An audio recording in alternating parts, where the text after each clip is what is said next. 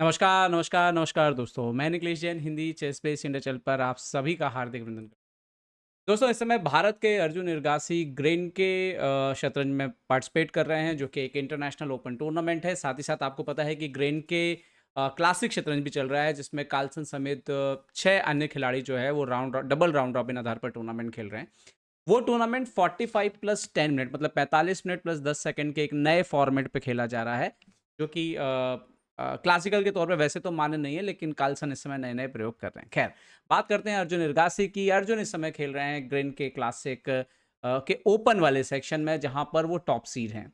बड़ा रिस्क लिया है क्योंकि अ, अर्जुन 2750 हैं और उनके बाद जिन खिलाड़ियों का नंबर आता है वो हैं सीधा 2699 अलेक्सी सराना।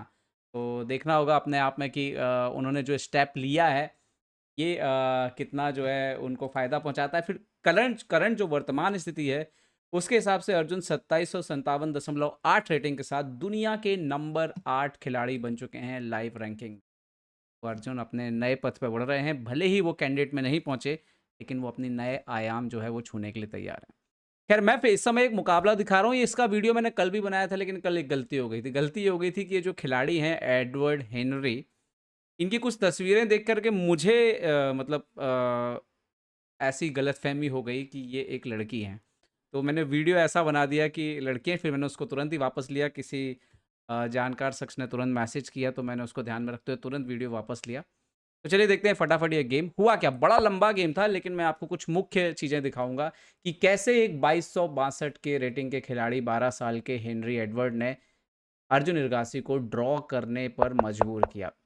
पहला जो हिस्सा गेम का है निम्जो इंडियन ओपनिंग हुई और अर्जुन ने बराबर ये जो है गेम में डेवलपमेंट किया।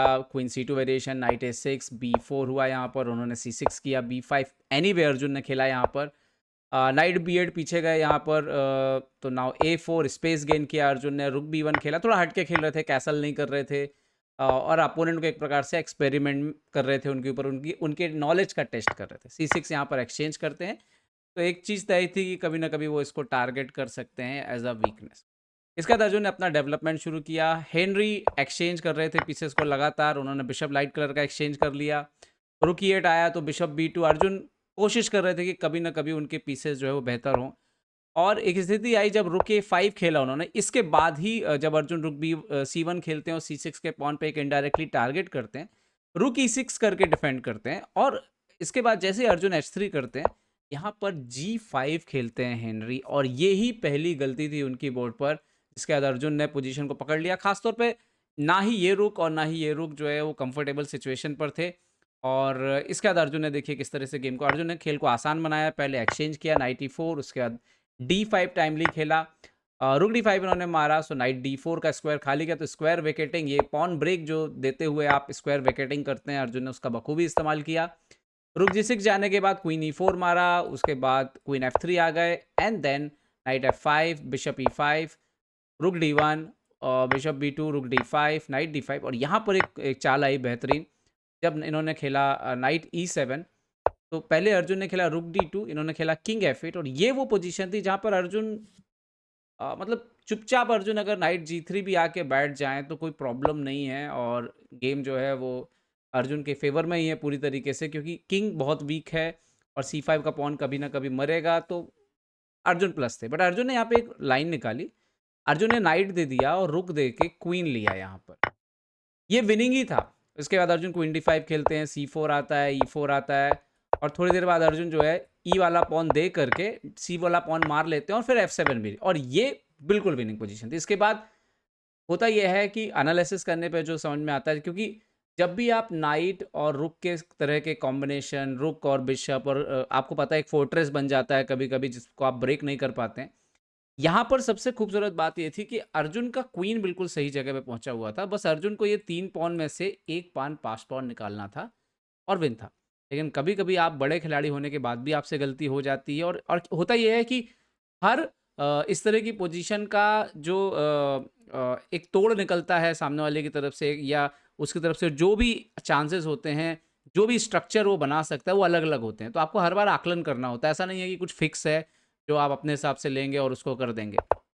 आगे क्या हुआ यहाँ पर, कि एक पोजीशन आई जहाँ पर ये पोजीशन थी, रुक G6 खेला, जहाँ पे अर्जुन को किंग F7 किसी भी कीमत पे वापस जाना था। दरअसल किंग को अलाउ नहीं करना है इस तरफ आना, अगर किंग इस तरफ आ गया तो फोर्ट्रेस बन जाए।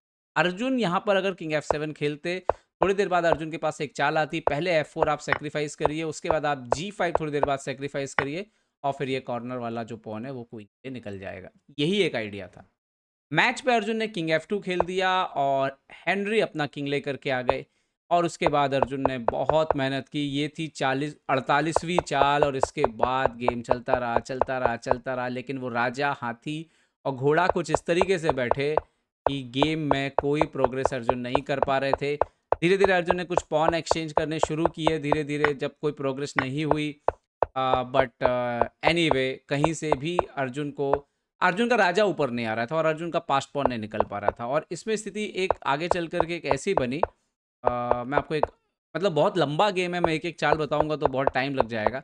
यहाँ पे दोनों लोग ट्राई करते रहे।